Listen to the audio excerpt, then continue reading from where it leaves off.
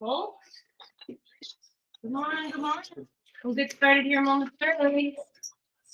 While you're waiting for me to get started, if you could put down any chairs that are still up on the table, that would be super helpful.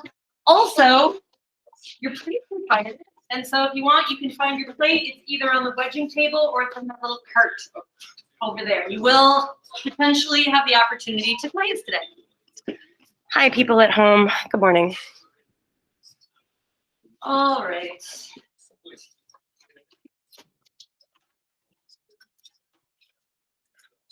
Here to Reese.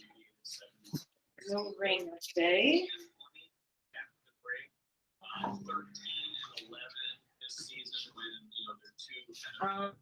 Rita, Jada, Isabel, AJ, Hassan, we've got JJ and Davis and Simon and James, Kip, no Coyote. We've got Thomas, we've got Josh, no Sarah, no Soraya. We've got Chase, Katie, Optimus, Ava is here, and none. Here we've got Jack and Ben. Excellent. Yeah. So, happy Monday. Welcome back. Another beautiful day out there. Probably, potentially the only beautiful day of this week. We'll talk about that because that does actually figure into our plan for this week. But first, we will talk about the kurinuki box because it is due today. And so I want to talk about your finishing steps, what you need to do to finish it up and have it looking your best. And then we'll go on and talk about other things. So your finishing steps for today are to finish any steps you haven't already done. So adding the flange that makes your lid fit. Adding the finial, that is the handle that allows you to lift off that lid. Making sure you have a key, making sure your name is on the bottom. Those are all the little steps that you need to make sure you've done today. Double check your flange. Does it fit easily inside and out of the box? Or if it's a really tight fit, that could be problematic once you glaze it. Because if it starts out as a tight fit and then you glaze it and you add extra thickness in those areas where the lid goes on, that lid may not go on after there's glaze on there. So you want it to fit, but it should have, see how there's a little bit of play there, a little bit of wiggle room? That's good, actually. You want a little bit of wiggle room because of the fact that the glaze will affect the fit of your lid.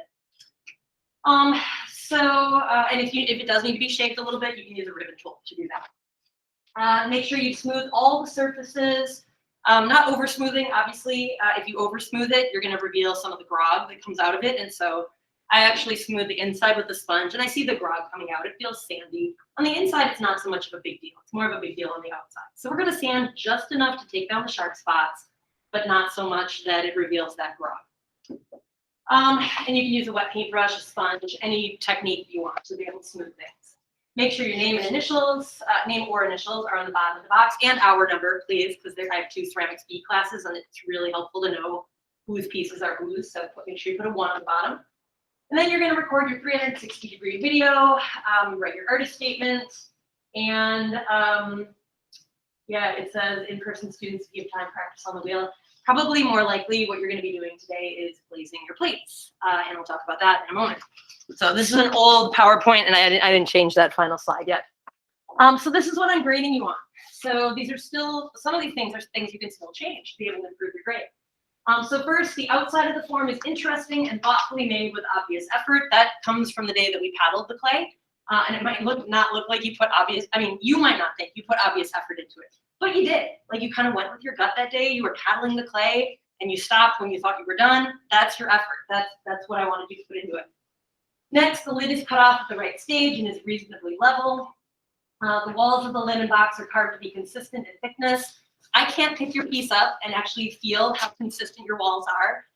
So what I'm gonna go off of is when you show me the bottom of your lid, like I can kind of see the thickness there, and when you show me the base, I can kind of see your thickness there. But I don't really and truly know how consistent your walls are, so I'm gonna go off of what I can see in the video. So that's why grading during distance learning is so much more generous than grading in real life when I can actually pick the piece up. But it benefits you, so it is what it is.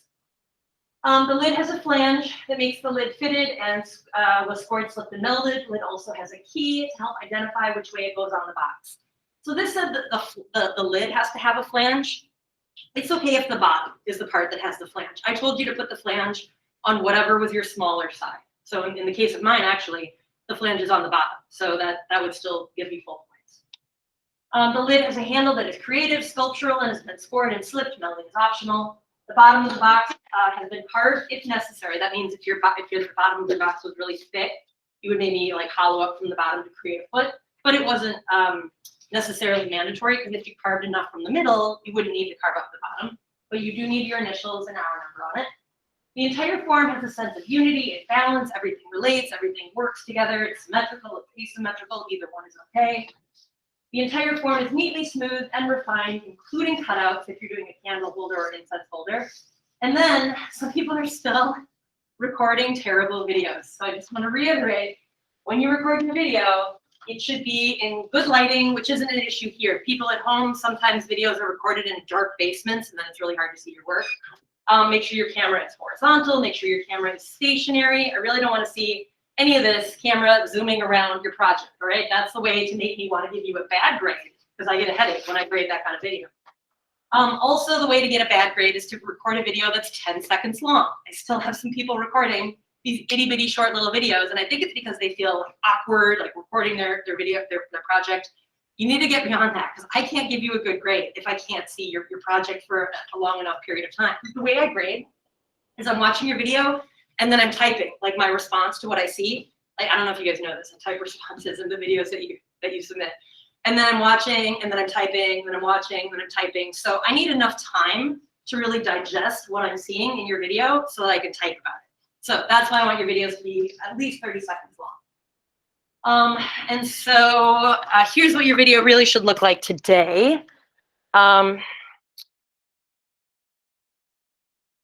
it should be slowly turning your vessel with the lid on first, so I can see all the parts of it, approximately 10 seconds per side, give or take. Just turn it really slowly and you'll be fine. I do recommend using your Chromebook, again, so the file size isn't too big for your phone. Pick it up, show me the lid, show me the finial, like zoom in so I can see a close-up on your finial. Show me the inside of the lid so I can see your carving and I can see the wall consistency. Show me the inside of the box. It might be so shadowed that I really can't see inside it too much, but I'll see the lip of it, and that's really important. And then show me the bottom so I can see your name, your foot if you carved one, your initials, your hour number, whatever's on there. And then what I didn't show in this video is the key. Make sure at some point you're like zooming in so I can see the key where your lid lines up, because that's one of the things I'm grading you on. Then there is an artist statement. Again, the questions are up here on the screen. I'm not going to go over them because you can also find these questions on Schoology. You'll copy and paste. You'll put them in a Word doc. You'll type your answers in a paragraph form. All right. Any questions on finishing the Raku kurinuki box? Okay. Then there's a couple other random things that I need to talk about. So first off, the Raku firing. I had planned to do it this Friday, but I was just driving in this morning and I was listening to the weather report on the radio. And it sounds like after today, it's just going to be rain, rain, rain, rain, rain all the rest of the week. On Friday, the app on my phone said it was a 24% chance of rain. I mean, that's like reasonable odds that it maybe will be sunny, but if everything is waterlogged and soaked and swampy out there, it's not going to be great to Raku fire anyway. So I am going to put off our Raku firing to next Friday. Okay, so sorry if plans were made around this Friday being a Raku firing day.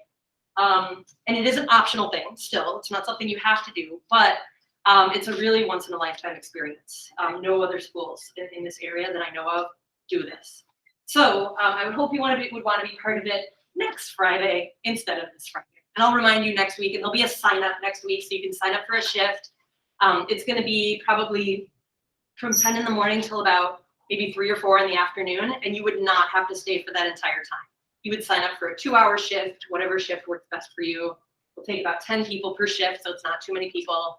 And people at home, you'll be able to sign up for a shift too if you're not quarantining. So sorry I had to put it off, but actually it kind of helps us too, so we're not so rushed to get everything done and fired and glazed before Friday. So it does give us a little bit more time, which is always nice. Great, so that's that little bit of news. The other little bit of news, I'm gonna put this up there. So let's just put it up there later. The other little bit of news is your plates are out of the kiln. They're looking good, looking good. I think these should be all the first hour plates. I tried to separate them out from my 3rd hour plate. So if you see your plate over here, after you've turned in your box and you've recorded your video and you've done your artist statement, if you want to glaze this today, they just came out of the kiln and nothing blew up in that kiln, so you probably don't even need to rinse these. You can go just right to glazing. And then the glazes I recommend using are these same glazes, Celadon glazes that are sitting out here on Skate 9. And the reason I recommend you use these glazes is because they are transparent. So they settle down into your stamped designs and they create these really subtle gradations of color. And they really, really, really look nice on those stamped designs. So they're in these bottles here. You just shake it up. Great. You pour some into a cup. Wouldn't that be terrible if it like exploded all over?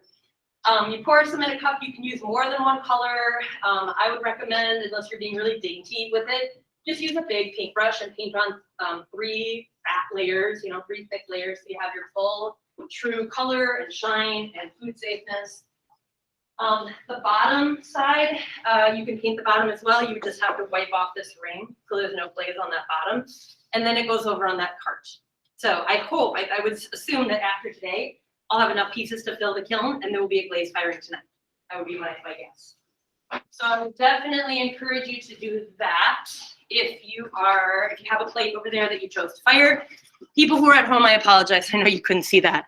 I'll talk to you about glazing in just a little bit. So questions on any of that stuff that we just went over? Finishing your kurinuki, glazing, raku firing, any of the above?